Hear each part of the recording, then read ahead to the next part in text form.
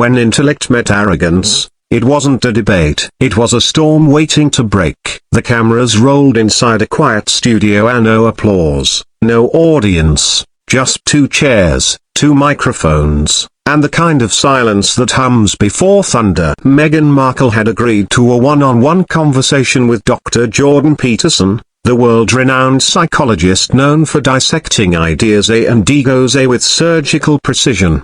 What no one could predict was that this interview would end not with understanding, but with confrontation. The studio looked warm and inviting, a soft lighting, bookshelves, polished wood, everything designed to soothe. But beneath that calm, the air was electric. Meghan sat perfectly composed, a deep burgundy blazer over a white blouse, posture straight, smile practiced. She radiated control. Across from her sat Dr. Peterson, a calm, analytical, almost still. His notes lay untouched. He didn't need them. He preferred to observe first, speak last. "Thank you for being here, Meghan," he began, voice steady. "You've spoken often about empowerment and self-expression. What do those words mean to you personally?" Meghan tilted her head slightly, as though the question was too simple for its own good. "Empowerment," she said, her tone soft and deliberate, "is about not having to explain yourself to men who think they understand you." Peterson smiled politely. "So empowerment, to you, is freedom from explanation?" "Exactly," she said, a spark in her eyes. "Women spend their lives being dissected and questioned. Sometimes the most empowering thing you can do is refuse to play that game." He leaned forward slightly. "But isn't dialogue itself a form of empowerment? The ability to engage, articulate, defend your beliefs, doesn't that strengthen them?" She gave a quiet laugh. "You make it sound like a courtroom, Doctor. Not everything needs to be defended. Sometimes we just are." Peterson nodded thoughtfully. "That's a very postmodern view. But it assumes that feelings can define truth." "Do you believe truth is subjective?" "Truth is personal," Meghan said evenly. "My truth may not be yours, but it's still truth." Peterson's eyes narrowed slightly. "That's a phrase I've heard often, my truth.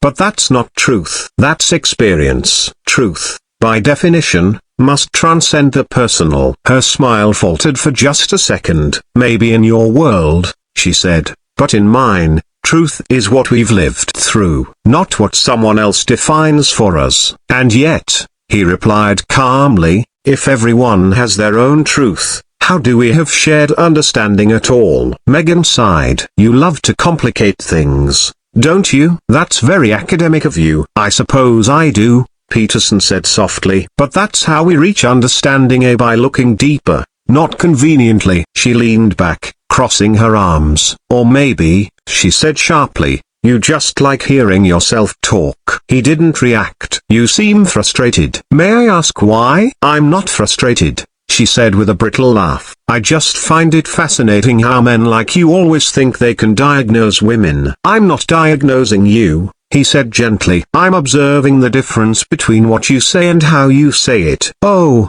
and what does that tell you, Doctor?"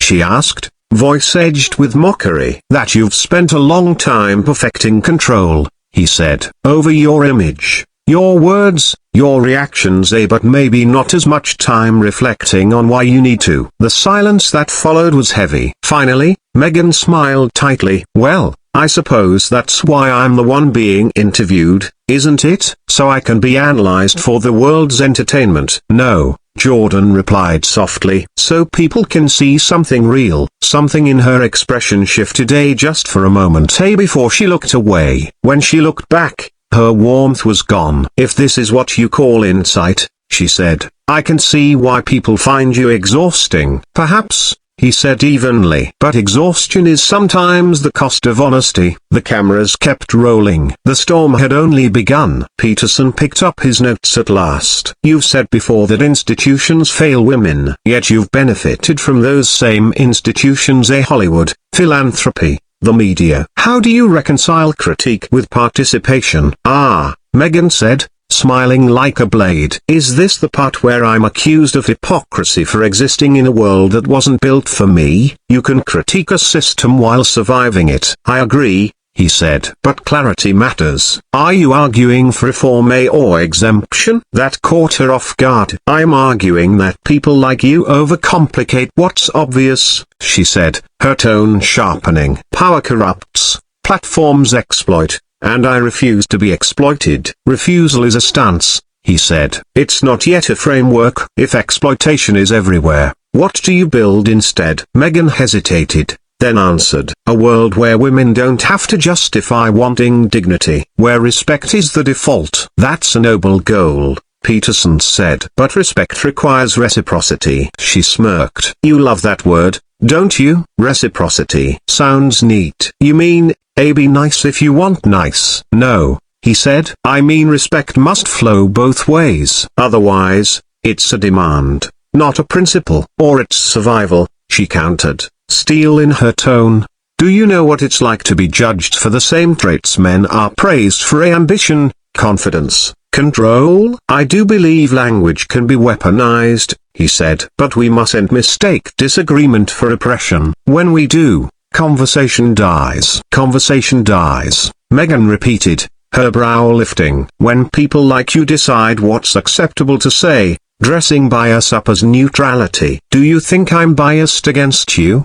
He asked. I think you're attached to the idea that truth lives in a lab coat, she said. And anyone who defines it differently must be wrong. For the first time, his voice softened. I've spent a lifetime listening to people's truths in clinics, hospitals, after suicides. I ask hard questions not to dismiss pain, but to prevent people from drowning in it. She looked at him, her tone cooling. You turn people into case studies and call it compassion. And you, he said gently, sometimes turn defiance into identity and call that freedom. The silence stretched again. Then Meghan leaned back, regaining composure. Let me guess, she said lightly. You're about to ask me if I've made a brand out of victimhood. I was going to ask, Jordan said carefully, if advocacy can become performance without the advocate realizing. She laughed sharply. How comforting that must be, to call a woman's conviction performance. I'd say the same to a man, he replied. Intent can be real and still create incentives that distort it. So now I'm distorted?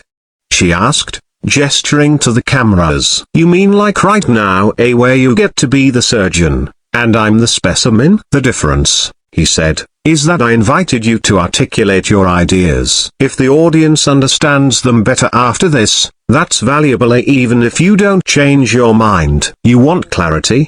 She said suddenly, leaning forward. Fine. Patriarchal media extract women's stories and sell them as scandal. Power brokers twist boundaries into ingratitude. And when a woman stops smiling on demand, they call her broken. That's the truth. He nodded slowly. Strong words. Then define your terms. What is patriarchal media? Who are these power brokers? How do you measure that extraction? She smiled tightly. Just because you can't quantify water doesn't mean the flood isn't real. Then show the gauge, he said. Otherwise, we're trading poetry for policy. Must everything be a test with you? She snapped. Maybe women are tired of taking tests. Tests keep bridges from collapsing, he replied calmly. And yet bridges collapse all the time, she shot back. Maybe because the men giving the tests were too busy congratulating themselves to notice the cracks. Peterson raised a hand, not in defense, but in care. May I offer an observation? By all means, she said, smiling thinly. You seem to equate scrutiny with hostility, he said. So you armor up. You anticipate contempt and meet it halfway with disdain. Not because you're cruel, but because it's safer. Her jaw tightened. You really can't help yourself, can you? Always the therapist. I'm trying to keep it human, he said. Not heroic, not monstrous. Just human. Human? She repeated, voice sharp. Human would have been asking, what hurt, Meghan? Not defend your thesis. He met her gaze. All right then. What hurt? She froze. The words landed like a quiet explosion. Then, with a practiced smile, she said, we're not doing that. Because if I answer, you win. You get to make me legible, and I prefer to remain mine. Being known isn't surrender, he said softly. It's the price of connection. Or the prelude to being owned, she replied. No, thank you. He nodded. Then let's stay with ideas. You've spoken about dignity without justification. How does that align with calling your critics bigots or irredeemable? That assumes they arrived with dignity, she said coldly. Some people lose the benefit of the doubt by disagreeing with you?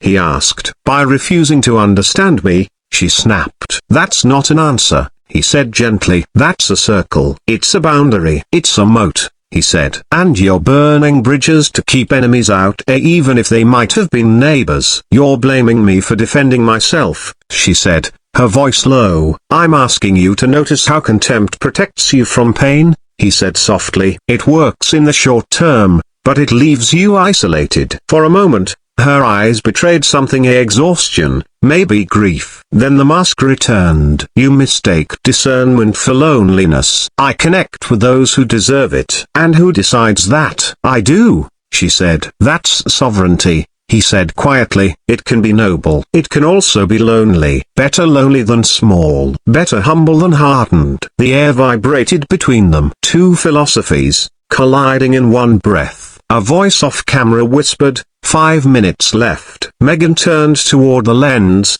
her expression flawless again. Tell you what, Doctor, she said smoothly. You keep your frameworks, I'll keep my life. I hope you do sleep well, he said quietly. Oh, I sleep beautifully, she replied. He nodded once. Then one last question. If your goal is a culture of respect, what's one risk you take to build it without humiliating your opponents?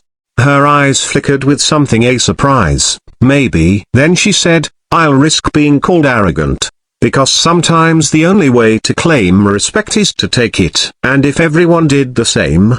He asked. She smiled tightly. Then at least we'd be honest about what it takes. The red light above the camera blinked. End of segment. The silence that followed felt endless. He adjusted his notes. She adjusted her cuff. Both of them composed. Both of them cracked beneath the surface. When the cameras came back on, they looked calm again, two professionals sipping from mugs they'd never touched. But something had shifted. Peterson spoke first. In your recent interviews, he said, you've talked about narrative control. I'm curious, does control ever become a kind of captivity? Meghan laughed lightly. Then it is again. A man trying to make a woman sound trapped the moment she shows power. It's not a gendered question, he said evenly. Everyone who seeks control risks becoming its prisoner. The tighter you hold a narrative, the less room there is for truth to surprise you. Or, she countered, maybe I've learned not to give people like you room to twist my words. That's understandable, he said. But fear isn't a guide. It's only a warning. If you build your life around it, it becomes your compass and your cage. She smiled without warmth. You sound like a man who enjoys the echo of his own metaphors. Maybe, he said softly, but that doesn't make them false. Here's your problem, Doctor, she said. You think everything can be fixed with introspection. You love telling people to look inside themselves as if they haven't been torn apart already. He nodded slowly. Looking inward is still less painful than pretending you've already found all the answers. Her laughter was sharp now. Always the professor. Always the sermon. I'm not preaching, he said. I'm concerned. About me? She asked, mockingly. About cynicism, he said. When you mock sincerity long enough, you forget what it sounds like. And then no one can reach you. She smirked. You sound like a man who thinks I need saving. How patriarchal. I don't think you need saving, he said. I think you need to be heard. But listening is impossible when every question sounds like an attack. She folded her arms. You don't talk with people, Doctor. You talk at them. Maybe, he said quietly. But too many people come to talk shows wanting applause, not dialogue. Her eyes hardened. You mean me? I mean anyone, he said. Anyone who mistakes performance for presence. For a moment, her composure cracked. There was something raw, a hurt, pride, history. Then, as always, the mask returned. Do you think that's an insult? she asked softly. That I'm alone. I've been alone in rooms full of people since I was 22. Peterson didn't answer. He didn't have to. The silence did the talking. The camera's red light blinked one final time, catching them both in a rare, human stillness. Two people, two philosophies, both right, both wrong, both unreachable to the other. And as the lights dimmed and the crew exhaled, one truth remained. It hadn't been an interview. It had been a mirror, and neither of them liked what they saw.